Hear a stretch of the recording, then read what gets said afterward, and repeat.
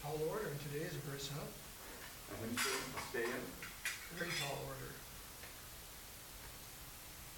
Brahmacharya, a lot of good stuff.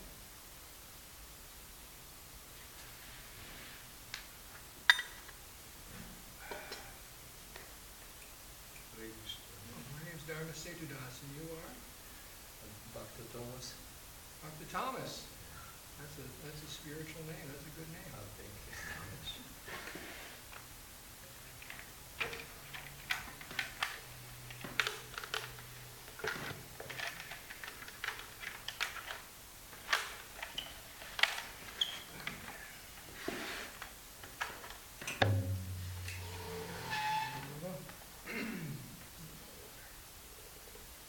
That was on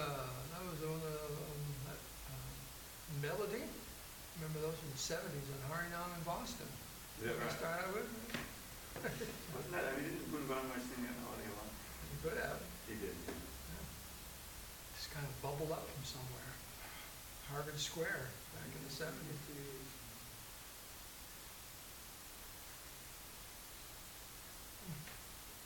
That one was the one I started with. Thai. The one I started with Thai? Yeah. I haven't heard that in a long time. That really bubbled up.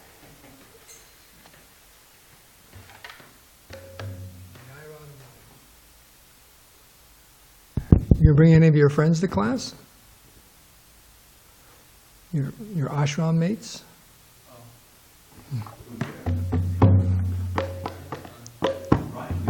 Yeah. Jaya Radha Madhava Kunja Bihari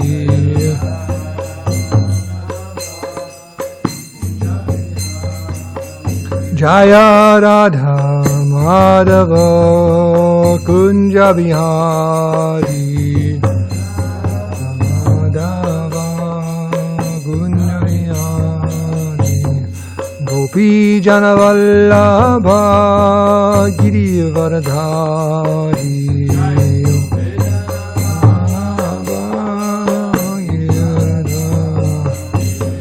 Gopi Janavallabha Girivardhari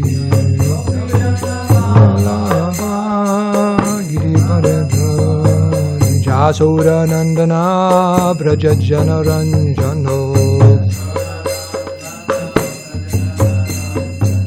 Jasura Nandana Braja Janaranjano Jamunatira Vanachari Iranaja Yamunatira Vanachari Iravanachari Jayo Radha Madhava Kunja Bihari Madhava Kunja Bihari Jaya Radha Madhava Kunja Bihari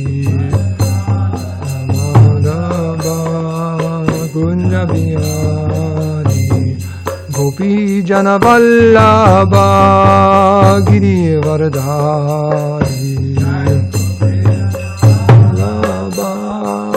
Girivardhari Gopi Jana Ballabha Girivardhari Ballabha Girivardhari Yashoda Nandana Brajana Ranjano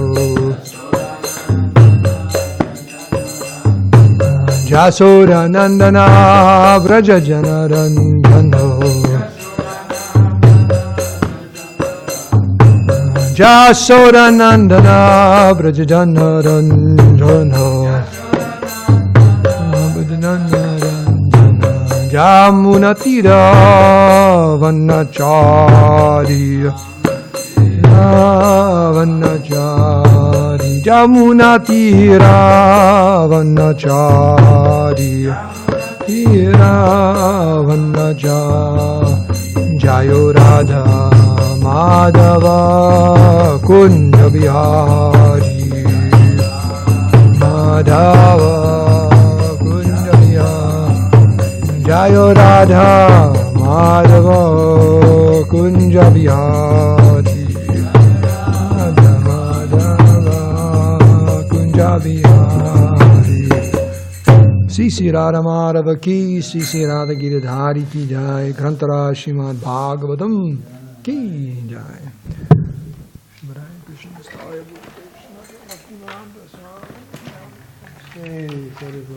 Gauravani Pracharani Nivashesha Sunyavadi Pasyati Adi Shadharani. Here we go.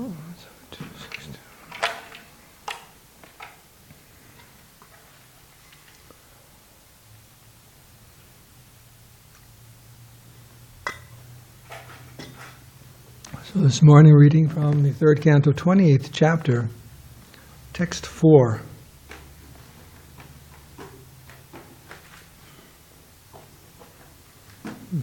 Last part of the paragraph is about attending class and studying the lit scriptures. Nice. So this is at text 4. Lord Kapila Dev speaking to his mother. Om Namo Bhagavate Vasudevaya. Om Namo Bhagavate Vasudevaya. Om Namo Bhagavate Vasudevaya. Narayanam Namaskrityam Naram Chaiva Narottamam Devim Saraswatim Vyasam Tato Jamadiriya Srila Prabhupada Ki Jai. So text 4. Himsa Satchamatsteyam Yavarartha Parigraha Brahmacharyam Tapasaucham Swadhyaya Purusarchanam Himsa Satyam Asteyam Yavarartha Parigraha Brahmacharyam Tapasaucham Swadhyaya Purusarchanam Himsa Satyam Asteyam Yavarartha Parigraha Brahmacharyam Tapasaucham Swadhyaya Purusarchanam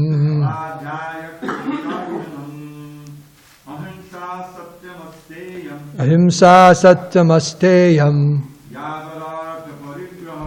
Yavarartha Parigraha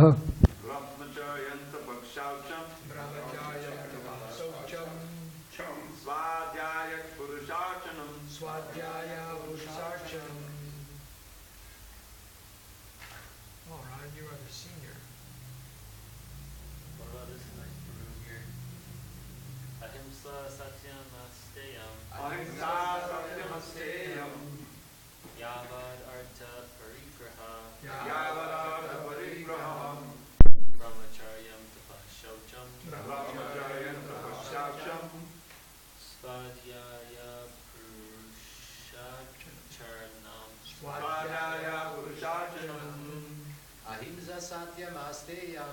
Ahimsa satyam asteyam. Yavadartha parigraha.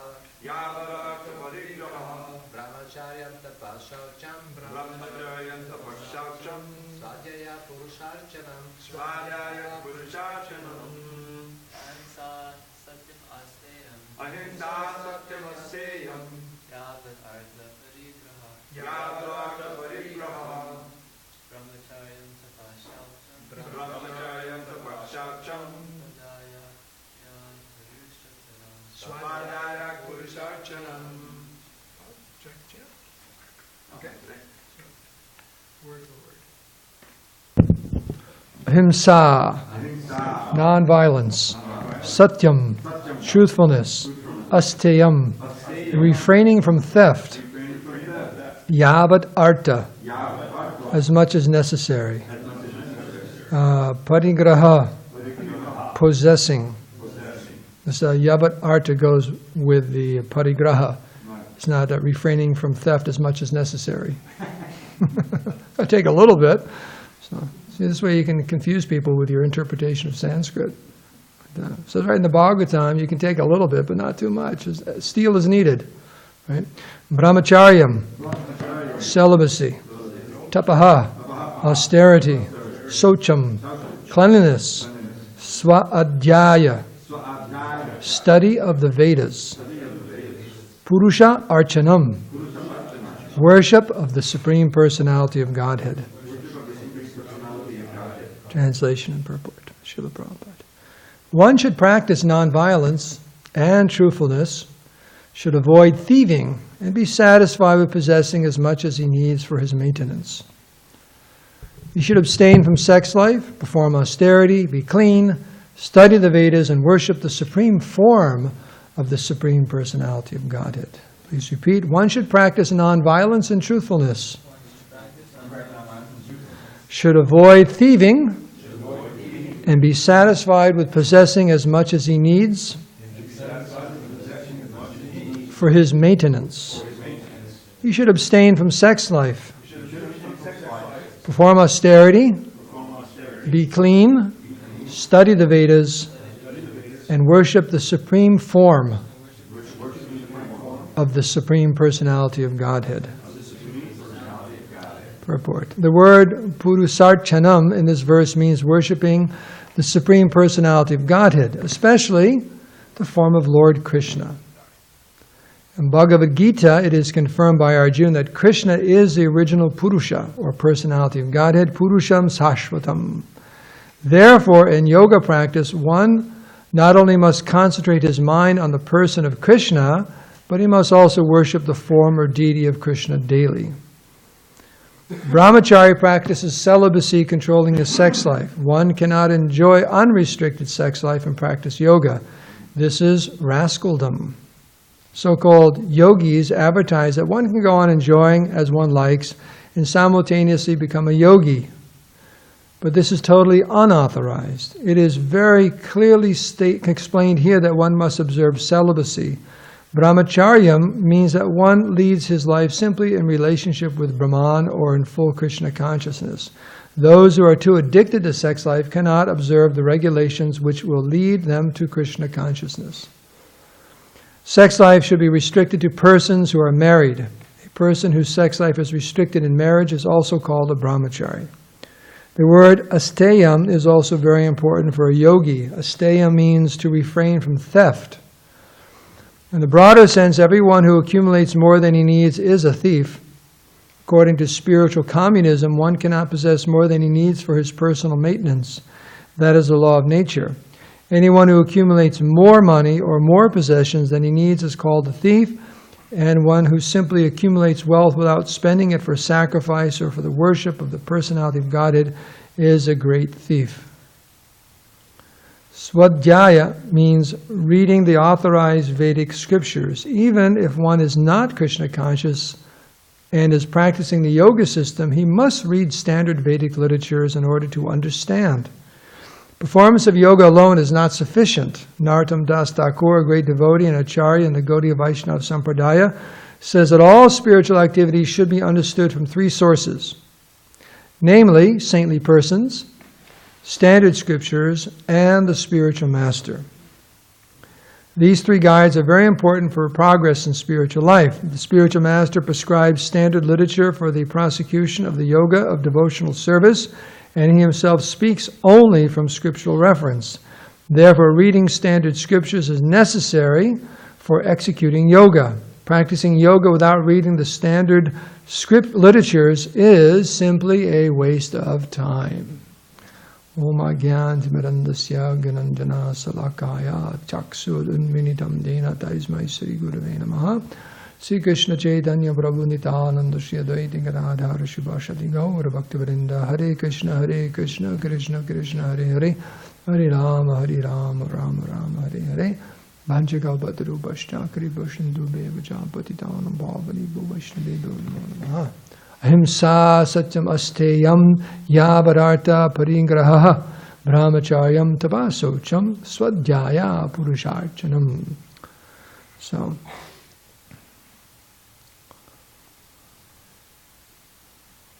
this is the question is being asked about the process of devotional service by Devahuti. Now Lord Kapila is getting into the details prosecuting devotional service and what's required. These are prerequisites of devotional service. So we can come back around to some of the things that aren't discussed in the purport if we have time. First thing is Purus Archanam, worshipping of the supreme form of the Supreme Personality of Godhead. So that's the conclusion of the Bhagavad Gita, isn't it? Even though so many different topics are there, Sarvam Dharmam Parityajya Mamekam Sharanam Braja, right? Krishna explains many things in the Bhagavad Gita, and it's a progression of knowledge and understanding. But there's a conclusion, just like the word Vedanta. Dr. Ryan, what does the word Vedanta mean? The conclusion of the Vedas. Yes, exactly. Yeah, of knowledge, the conclusion of knowledge of the Vedas. So, Vedanta. What's the conclusion? Right? Just like people go to school, they go to college, they get a degree, sometimes they go on to they get their master's or their PhD, right? All of those years, there's got to be what's the conclusion, right? Sometimes people are criticized that people are perpetual students. They just stay in school, right? They just stay there because they're just afraid to get out. But the point is, all that knowledge, what's the point? What's the conclusion? So, especially when it comes to this type of information and knowledge, this is real knowledge. Right? The knowledge of how to get along in this material world, that's really, it's called, probably says in one place, Shilpa Gyan. Shilpa Gyan, right? Shilpa means like a worker, your profession. I spent, 15 years going to medical school. Okay, so you're a doctor. But who are you and what's life all about? And, that's just Shilpa. You may spend 5 years becoming a mechanic or 20 years becoming a doctor, or you can spend, 2 hours learning how to become a sanitation engineer. You know what a sanitation engineer is? They follow those trash trucks. Then probably a little more training now, because now you have to use that little thing to empty the trash. In the old days, you used to have 2 or 3 on the back. Remember that? They used to jump off, get the trash can, dump it in. They used to call them trashmen when I was growing up. Now they call them sanitation engineers. Garbage men. Whoa. So it's got garbage man, trash man, sanitation engineer. Shilpa, it's a type of occupation. Someone's got to do it, right? When they don't do it, these big strikes in New York or different big cities, it's a horrible thing. No one's picking up the trash, right? Just even in this temple, right? If no one picks up the trash, people start noticing it. You got to pick up the trash. So everyone has their dharma, their duty. But that type of knowledge is not what the Vedas say is real knowledge, pertaining to what human life is all about. That we just have to do because everyone has to maintain their body with some type of work. That's just to get along. Now that you're maintaining your body, what are you doing with your life?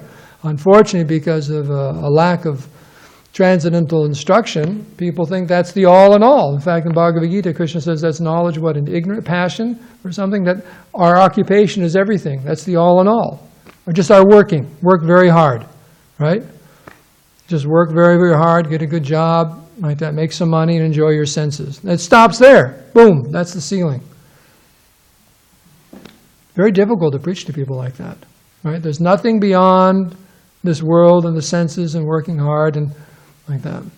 And therefore the devotees in their eyes are useless fellows, ladies and fellows and what would be the equivalent of fellows for the feminine? It's not fellas, fellows and broads, I don't know what.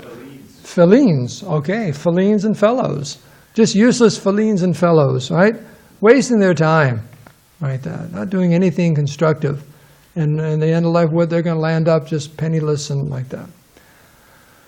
So, but Vedanta, there's a conclusion to life, like that. So this information, right off the very first part of the paragraph, is the whole conclusion of the Bhagavad Gita, that if one is practicing spiritual life, purusarchanam, one should worship the Purusha, the Supreme Person, not something impersonal. It's been discussed in some previous purports. I remember giving class a few days ago, Prabhupada's bringing this up about the yogis meditating on some light or some this or that, or that they're actually moving the sun and the moon, some great imagination is there. It's all foolishness. In fact, rascaldom is used for another thing, but Prabhupada uses rascaldom often. Different things are rascaldoms, fit into the category of rascaldom, right? Like that. Little rascals. And then Prabhupada talks about brahmachari, practicing celibacy. And he's saying here that those who are too addicted to this, they can't observe the regulations which lead them to Krishna consciousness. The whole point is to get out of the bodily concept of life, so what's keeping us in the bodily concept of life? That's the big one. That's the anchor. That's the big anchor. Just like you go downtown, you ever take a tour of the Midway? Been on the Midway? You see these big Navy ships. You see the size of the anchors they have? Look at the size of this building. Those are the big anchors. So what's the big anchor that's keeping us in this material world? Sex, or as we say, sex life. Sex life, right there. That's just what it is. So it's built in. It's one of the features of the male body to be attracted to the female, and the female to be attracted to the male. And there's a reason for that, because one of the primary reason for this whole material existence is to get a living entity the illusion that he's separate from Krishna and that he's the bhogi, he's the enjoyer. So, Krishna set it up very nicely. All this illusion that I am the enjoyer, and forget about Krishna.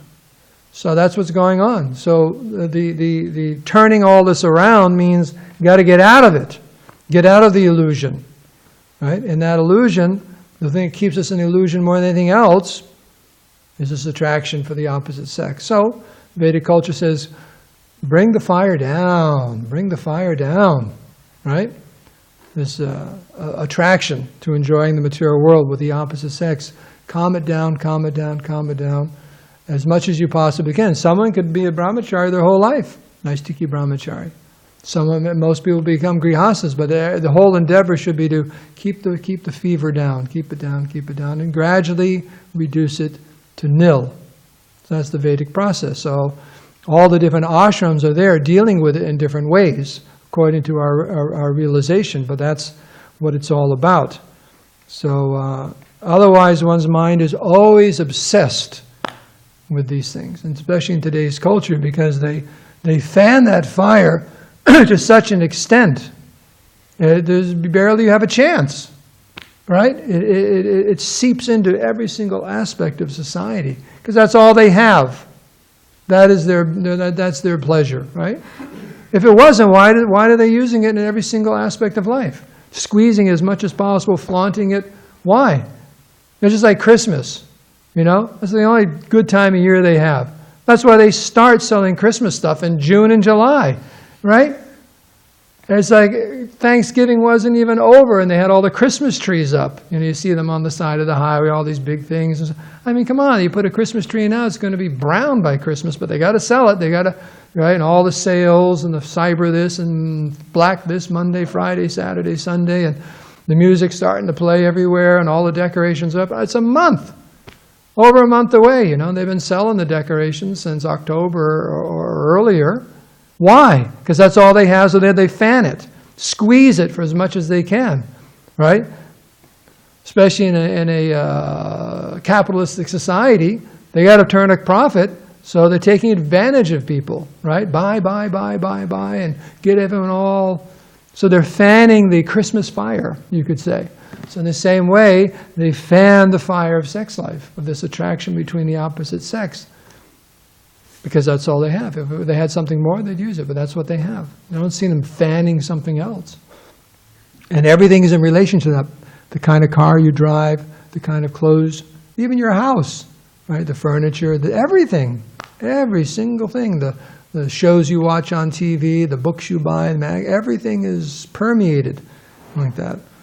So it's very unfortunate because in such a situation, one cannot follow the regulations which lead to Krishna consciousness and lead them out of this material world. You can't do it. Bhogaishvara prasaktanam tayapareta chaitasam. The mind becomes like a whirlwind, just becomes completely bewildered. Bhogaishvara prasaktanam. One become attached to enjoying bhoga and aishvarya, objects of the senses, material opulence, become attached to these things, and it just, there's no vidhiyate, right? It just doesn't happen. It just won't happen. It's like mixing oil and water. You ever try it? Doesn't work. You can't mix oil and water, so you just can't be Krishna conscious and at the same time try to maintain this fire of enjoyment, the fever pitch of enjoyment. So that's what it means to be a yogi and not a bogey. You know the yogi, bogey, rogi? You know those three things, right? Well, I'll tell you after class, Prabhupada's definition of yogi, bogey, and rogi. How do you tell someone's a yogi, bogey, rogi? But bogey means someone who's trying to enjoy. Yogi means someone who's trying to connect with the Supreme. Like that. Okay. Asteyam, refrain from theft.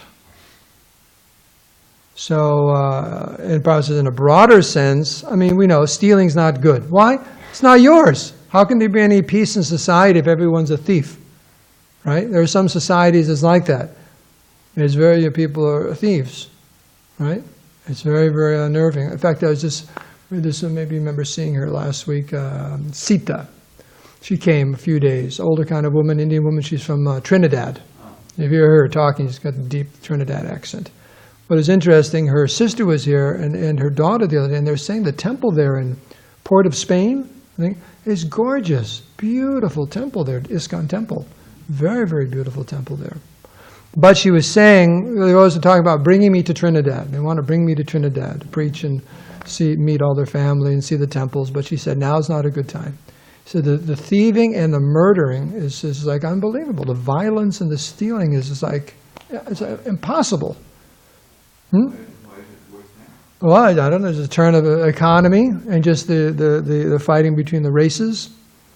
Like that's what it is. She said it's a very difficult time. So how can you be happy if... and I have a compliment for the ashram. I've noticed for the last month, in the locker above mine, there's been maybe I shouldn't say this. There's been a $5 bill. They're just sitting there for a whole month. No one's touched it. I think maybe Balaram left it there just to test. Something like that. I think it's his locker. But it's quite impressive.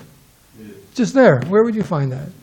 It's a public place. I live in the hallway up there, right? I don't have my own room. It's just there. It's there. Now, if it's gone tomorrow, because one of you guys in class here, I got to know who you five are.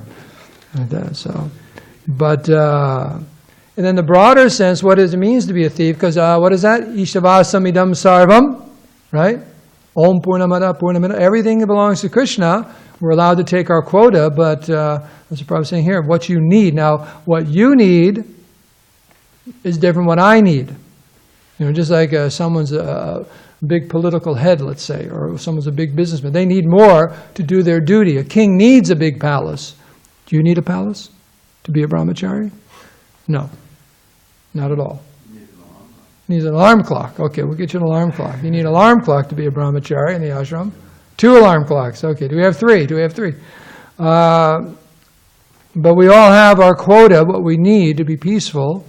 Okay, take that. But don't take more. And if you do get more, use it for something. Like I said, the prosperity and so on. There's a nice conversation. Prabhupada's walking in Mayapur, and the big industrialist comes up. And Prabhupada says, oh, what kind of work do you use in glass? Like that. And Prabhupada called him a thief. He said, what do you mean? He said, well, you take Krishna's sand, right? You take Krishna's, and he accepted it. Prabhupada said, you're a thief. You're stealing Krishna's sand and making glass and like that. He accepted Prabhupada's chastisement. He agreed, yes, I am. Like that. So what do you mean I'm a thief? Because you take it. Like that. So everything belongs to the Supreme Lord. We are allowed our quota, but beyond that, we get into trouble. We get into trouble. We encroach upon the possessions of others or their quota. Just like America is how much of the world's population? What, 5%? Yes. About 5%. And they say, how much energy do we use, the world's energy? 25% of the world's energy. Used to be more. I think now that China, 20, 30 years ago, it used to be more. Now China, all these people catching up. And everyone wants to be like us, but if 5% is using 25%, the math doesn't work. Something's got to break. So how is that? We're usurping other people's property in their quota for our high standard. Be very careful about that. And then the other thing is, in our own lives, that's called atyahara prayascha, right? Over-endeavoring for things, like that. Over-collecting, over-endeavoring. It's an impediment to spiritual life, because then our mind becomes so absorbed, I got to get this and that, I got all these things, and we don't have time. We don't have time for Krishna consciousness, like that. So, and if one does have accumulate great wealth and so on, if you don't use it, that's why in Vedic culture the kings or well-to-do people, they knew I need to build temples and feed people. And someone was just saying about not just Amritsar, the Sikh temples, but they're saying different ones. Till this day, they have huge food programs. They're saying they just not the Golden Temple, some other big temple, Sikh temple, 24 hours a day. You can go and get full prasad. I heard this, maybe at the Golden Temple. The Gold Temple too, but this person was talking about some other Sikh temple also. The Gold Temple's like that. 24 hours a day, you go in there, and there are people there, and they'll serve you full prasad. And who takes care of that bill? It's well-to-do people, well-to-do Sikhs. That's what they do with their charity. They don't leave it to their dog or cat. You know, they like that do something like that. Distribution of prasad. So. And then Swadhyaya, the last part of the purport, reading authorized Vedic scriptures. Now, Narottam Das Thakur is referring to Sadhu, Shastra, and Guru. These are the triangle that keeps us safe in our understanding of Veda, of knowledge. That you have to hear from three guides: saintly persons, standard scriptures, and the spiritual master. And they should all be in concert. They should all be in concert. That the spiritual master says something that's not in the scripture, or other saintly persons are like, what is he talking about? Like that. Then you got to, let's all have to be in concert. And that's good, because then we have some checks and balances. Right? We have some checks and balances. You know, it's just like sometimes you meet people and they say, I read Bhagavad Gita, and they say something very strange. And we had a bhakti here. He's a nice devotee now. I forget where he's, maybe he's still in Atlanta. The name will come to me. But his parents came, and his uncle and aunt, they all wanted to take him out of the temple, because he was a student. He was studying at UCSD, and then he just decided to stop and move in. Giri Yadava is an Indian. And I remember, of course, we said, if he wants to go, he can go. And he said, I don't want to go. So the point is, we're not keeping him here. He's free to go. The door is wide open. Like that. No, that wasn't Giri. Giri Yadava is the one his father threatened to kill himself on the front doorstep of the temple and break his Brahmin thread as he put his pipe down. He liked to smoke a pipe. But he and his mom became great devotees in the Atlanta temple after many years. But that was our first encounter with him. He said, if you don't let my son go, I'm going to kill myself on the front doorstep of the temple. That's another devotee. But this other one, his uncle was outside, and he was saying, my understanding of Bhagavad Gita is that first, Krishna says, first you take care of your family. Then you take care of your society, then you take care of your country, and then Krishna, then me. And Krishna says, then you worship me. But first it's family and community, and then Krishna's after all of that. And I said, where do you find that in the Bhagavad Gita? I've never seen that verse. So people say so many things, you know, the scripture says this, and this Swami told me that, and that Swami told me this, like that. Or my spiritual masters told me this, so let's see. Therefore, standard books, just like in a court of law. There's so many lawyers, so many judges, but ultimately, the law books, they have to quote, right? Even when the judge says something, someone say, Your Honor, where is that? Right? Or an attorney says this and this, well, where do you get that from? What case is that from? So they have to know the law books. So all of that has to be there. Otherwise, it's a free-for-all. Yatapat, what is it? Yatapat? Yatamat tatapat. As many people, as many paths. Bob, what's your path today? What's your path today? What's your path? Oh, let's take a different path like that. So that's not very serious. That's not very serious. So, well, it's 8:28. Should we open this up for discussion, or because of our breakfast schedule? Okay. And nonviolence, and all of these things are prerequisites. Unless one has these qualities, because this is Sattvagun, just like there's a verse of the Brahmins. Samadhamastaposocham, kshantra archam evaja, jnana vijnanamastikam brahmakarma svabhavajam. These are all mode of goodness, and everyone, whether they're a Brahmin, a Kshatriya, a Vaishya, a Sudra, they're all meant to be cultivating these things. In fact, if you see the description of a Shudra, they're actually, one class I was listening to, Bhaktivedanta Purnamara said, the best equivalent we in our mind to understand what a Sudra is like it's like a well-trained English butler. That's a Sudra. They have many, many good qualities. It's when you get below that, then you got some problems. You got the Mlechas, Yavas, Chandalas, Panchamas. That's the kind of people we see around us. But Shudra means someone who actually has many, many good qualities. Many, many good qualities, a truthfulness and that.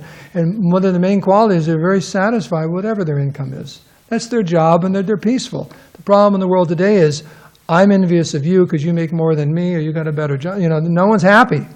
And it's fanned. No one's happy. I want more. I'm going to go on strike. How come I can't get this much? Raise the minimum wage, and this and that, and so many different things. And I want to live in a big house like you. What do? I drive Uber. What do? I'm a professor at the university. How come I drive Uber? Why can't I have a house like you? Because I'm a professor at the university and you drive Uber.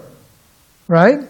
How can you have the same? Be satisfied. If that's all you can do in life, be peaceful and satisfied. But they can't do that. And then the professors, they're unemployed. Okay, maybe we should use another example. And the sanitation engineers make a lot of money too. Like that. So the Uber drivers are way more useful than the professors. That's true. Okay. I'm going on a few times. But I think you catch my drift on that one. It says a Sudra is someone who's satisfied. He's doing whatever his position is, and he's happy, he's satisfied. But to be dissatisfied with one's position and one's income, that's not good. Like that. So that's the point. These are so many good qualities, but we have to have these. We may not have them. We have to cultivate them. Maybe we're not 100% nonviolent, 100% truthful, but it's a work in progress, and we should be aspiring to develop these qualities. Because knowing that we come, and then gradually the Krishna consciousness becomes very, very easy. You know, just like if you want to go somewhere, when you finally get on Route 5, let's just say you want to go downtown, right? You're working your way through Pacific Beach, there's a lot of traffic, but you finally get on the highway, then you're up there. Do you speed? How fast do you go when you drive on the highway? Do you go faster than you should go? You're having a hard time answering this question. You should say no right away. Don't speed. But the point is, when you get on there, you go 65, 70 miles an hour. You're going faster than crawling along on Grand Avenue. So, I just think you're right. So that's the point. When these qualities are there in the heart and the opposites are cleared out, spiritual life becomes very, very easy like that, much more easy like that. So we can end here. Open up for discussion, questions, comments. This one thing came to mind about communism. The Prabhu did a little spirit of communism. In some of his early books, especially Isha Panchad, which mentions communism. And I always remember this slogan that my father drummed into me. He said, "Yes, it's a communism. I was raised as a communist." Don't hold it against them. And that was, from each according to his ability, to each according to his needs. That was the Marxian thing. Yeah. And actually, that's our motto. The problem is that without Krishna consciousness, no one can be satisfied. They don't ever minimize their need. They maximize their needs more and more and more. Maximize my needs. We just went through Black Friday and Cyber Monday and everything, And Shootings at Walmart, stabbings, and all. Oh yeah, every year they have it. So the idea is that people want something to the degree that it's an absolute visceral need, and they'll go and fight for it, But what is that? What is they have a bigger screen or this madness with the phones? I remember when I first got a cell phone, it was a flip phone. People would stare. Flip phone, like an arcade thing. But I specifically wanted a flip phone because I didn't want it to get all this complicated thing. But I found that now with all this texting, it's very hard. One, two, three. But the point is that the whole Maya and her agents, summarized as Madison Avenue, they're always trying to increase your dissatisfaction with what you have, so no one can be satisfied. Whereas devotees, on the material side, you can be satisfied with very little, to the extreme, because you're really getting your satisfaction from the spiritual side. And this is what communism never worked, because people wouldn't have to satisfy the material side, and you get the guys at the top who become corrupted, even though they're used to be workers and everything. Now that they're in charge, they want to maximize their money. So communism works if there's a spiritual core to it, and that's the idea behind Brahmacharya. But otherwise, Krishna consciousness doesn't work unless you can meet these qualifications. That was another comment. Just a couple follow-up comments.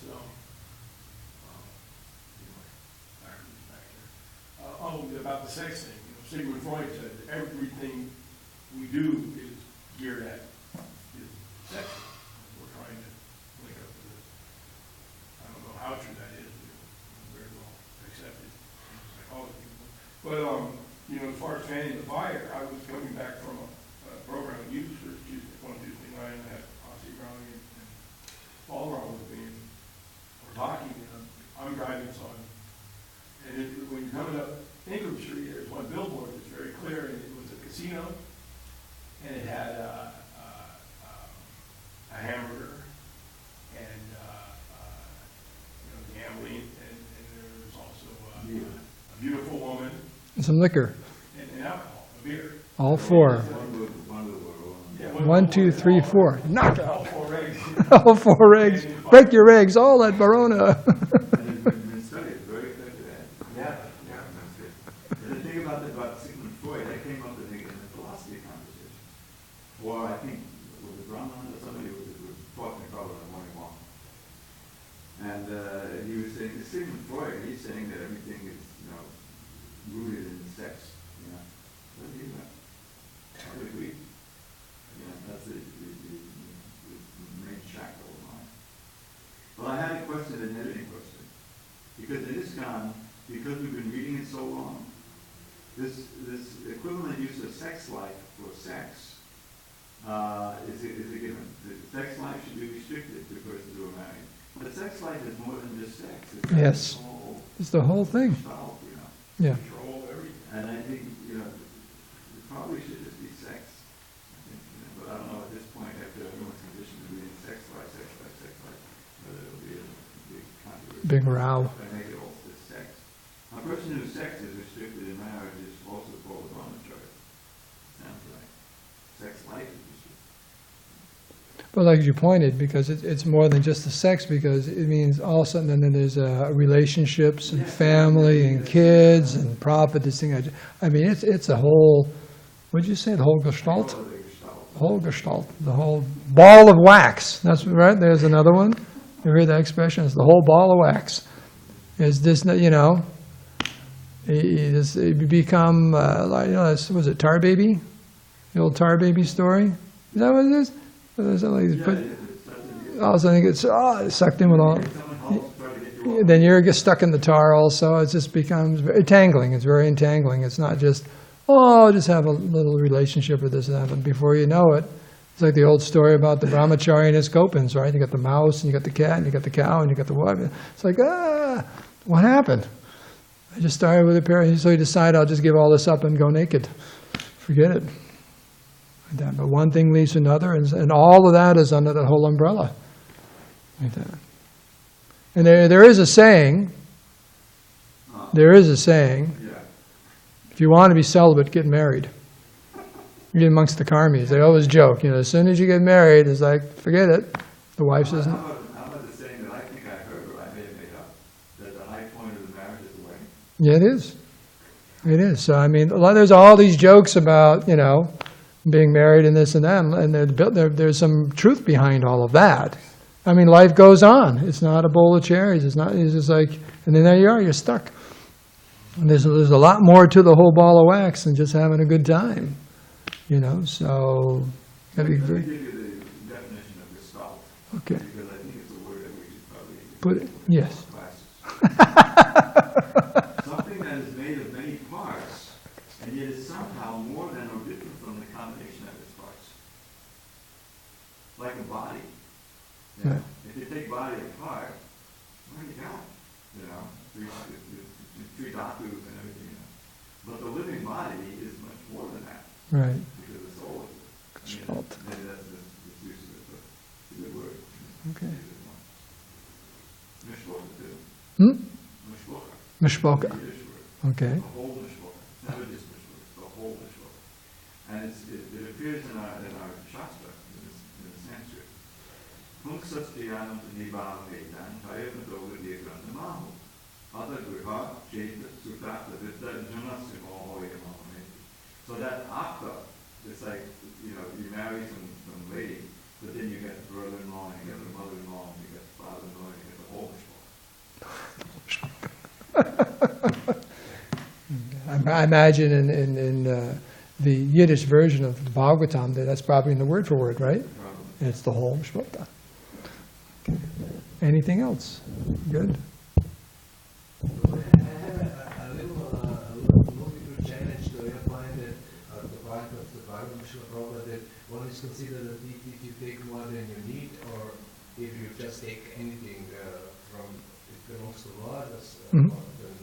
And you gave an example with the $5 bill somewhere sitting around, And as you said, everybody is nice and keeps it like this.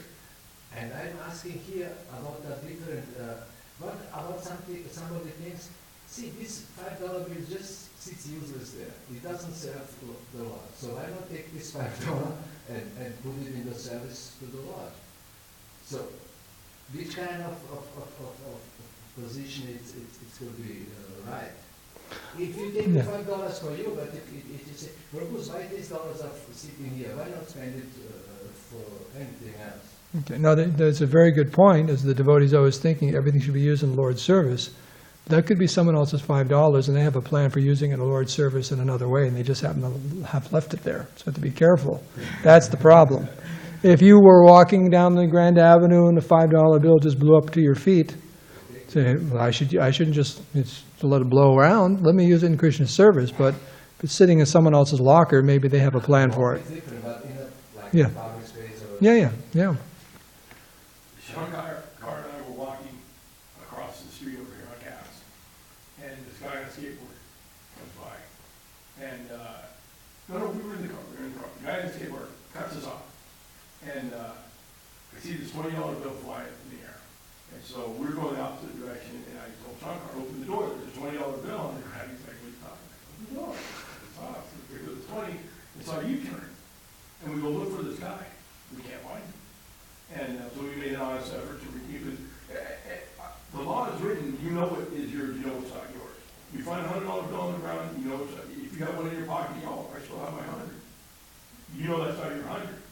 So, there's a responsibility. So we look for this guy, we can't find him. He just vanished. So we're going, okay, what do we do? There's money now, well, I don't know, I can I don't know. This must have been a long time. I was going to say. You put it in the box. Put it in the hundi. Chris is 20, you know, I mean, it's like, there's no question, you know. Yeah. Where it goes, we have, Who gives class on Thursday? No, I was going to do that. You're not going to make it. Well, no, I have a puja here at 10 o'clock on Thursday morning here, so whoever gives class, well, Balaram is supposed to be back today or tomorrow. Just that class ends at, 8:30, whatever. I just need to set everything up. It doesn't work. If he's sick or you can't do it, I can Okay. Srimad Bhagavatam ki jai, Srila Prabhupada ki jai, Ananta Koti Vaishnava Vrinda ki jai.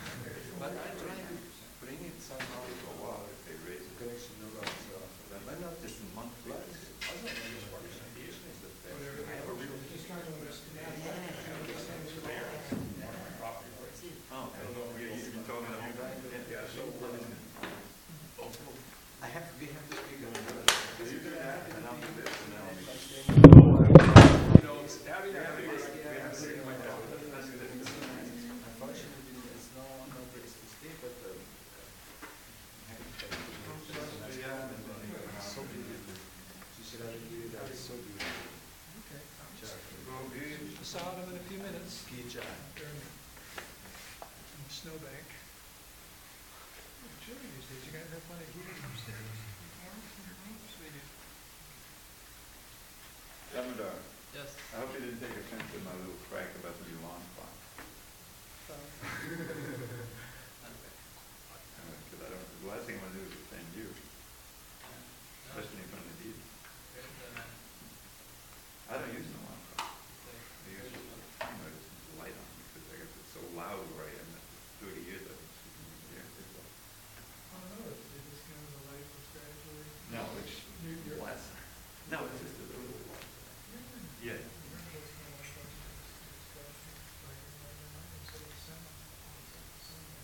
No, I think I'll be graphic.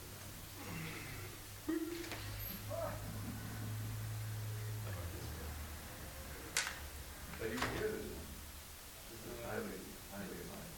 He's been marathoning.